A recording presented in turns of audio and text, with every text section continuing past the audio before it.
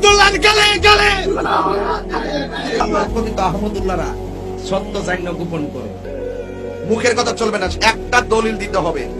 এই দলিল দিতে হবে, আর নাইলে ঘন্টা কিন্তু 48 ঘন্টা দিলাম আমি, সব রেডি করছি। আজ একটা না, এমন আরো 20-25টা আইটেম আমি রেডি করছি, ধরার মতো, আল্লাহর মতো ধরার মতো রেডি করছি। এটা ইসলাম না ভাই, আল্লাহর কসম এটা ইসলাম না।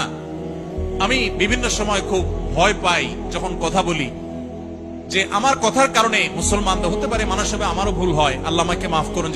আমাকে নিয়ে কত সমালোচনা করবে, কত আলোচনা করবে, ওই সমালোচনা আলোচনার দিকে ভ্রুক্ষেপ করার সময় আমার নাই।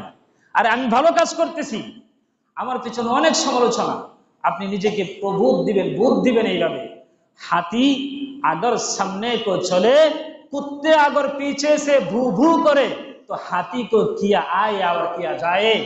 আরে হাতি, সে তো হাতি, সামনের দিকে হাঁটতেছে, কুত্তা তারে দেখে ভু ভু করতেছে ধরার জন্য। আরে এই ভু ভু করার কারণে হাতির কোনো ক্ষতি হবে? হাতির কোনো ক্ষতি হবে?